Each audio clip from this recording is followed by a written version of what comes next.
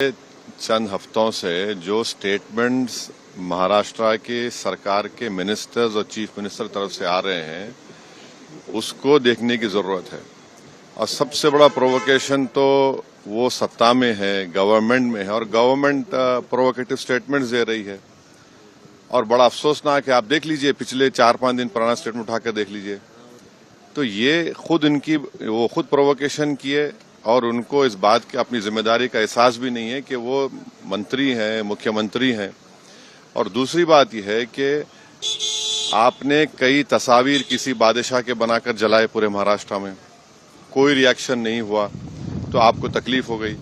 तो आपने क्या किया कि कुरान की जो आयतें हैं, जो वर्सेस हैं कुरान के, जो एक कपड़े पर लिखी जाती हैं, उसको आपने जलाया।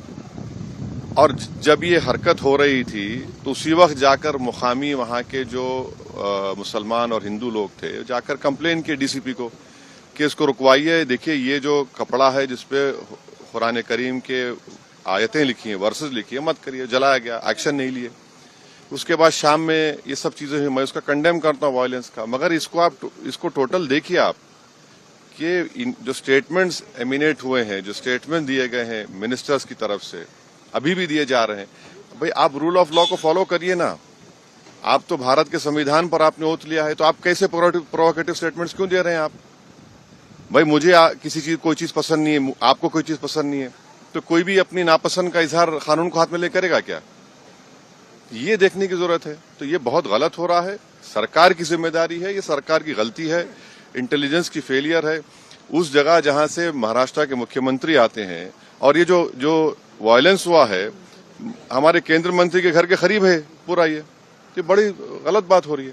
सर हो गया। सर फडणवीस साहब ने कहा है कि ये बहुत रिग्रेटेबल है, बहुत दुख की बात है कि स्टेट एक्सचेकर से औरंगजेब के कब्र की देखभाल करनी पड़ती है।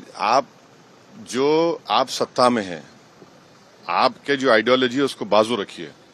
आपकी आइडियोलॉजी होने चाहिए भारत का कॉन्स्टिट्यूशन और रूल ऑफ लॉ को अपहोल्ड करना। 6 दिसंबर 1992 को क्या हुआ और उसके बाद सुप्रीम कोर्ट ने उसको एग्रीगियस एक्ट कहा, तो आप देख लीजिए, हुकूमत आपकी है, मंत्री आप हैं, रूल ऑफ लॉ आपको फॉलो करना है और आपको कॉन्स्टिट्यूशन के लिहाज से अपनी हुकूमत चलाना है।